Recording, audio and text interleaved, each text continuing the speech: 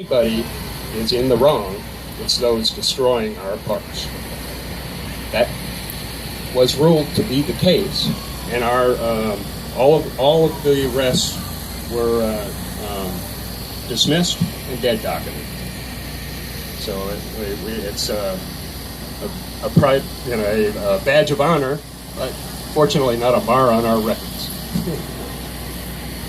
So after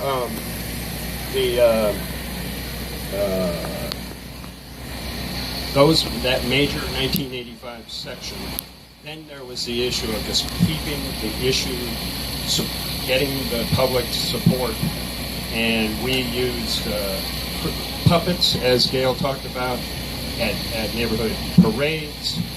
We hired banners to fly over Braves games. In fact, we had one fly over that said, "Stop at the Presidential Parkway," the Expressway, of course, that went across the Braves Stadium on the famous July 4th, 22 inning longest game of the Braves. So we did all kinds of creative actions and saw it through to the agreements that Caution reached with the players. I've got actually a picture or a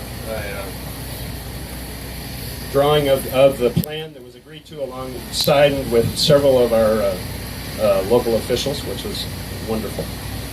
And then we met out on the Parkway at the Presidential Library and drained the Roadbuster account with buying champagne and popped champagne and celebrated our great victory, which has given us not only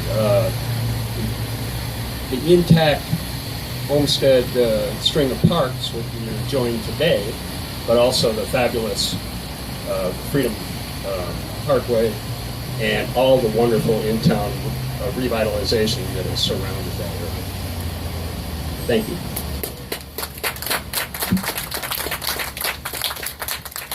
Jim, question.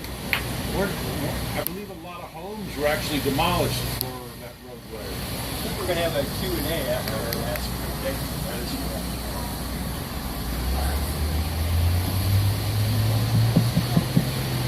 My name is Chuck Seelinger. I'm the Justice Committee. And it was my fate to get the Presidential Parkway case. I was elected and took office January 1st, 1985. My first exposure to the Parkway actually didn't have anything to do with the civil lawsuit, but it was dealing with the roadbusters. The roadbusters were all arrested and all those elected public officials taken down to the Atlanta jail. And I got a call from Gary LaShaw, who was a legal aid lawyer that was working with the roadbusters. And he said, "Judge, we need you to call the jail and tell them that a Superior Court judge will authorize your release."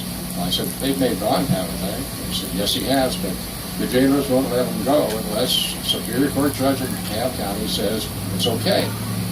So give me a telephone number.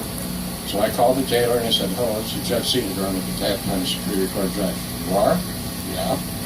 "Well, how can I prove that?" "Well, here's my telephone number. Call me back."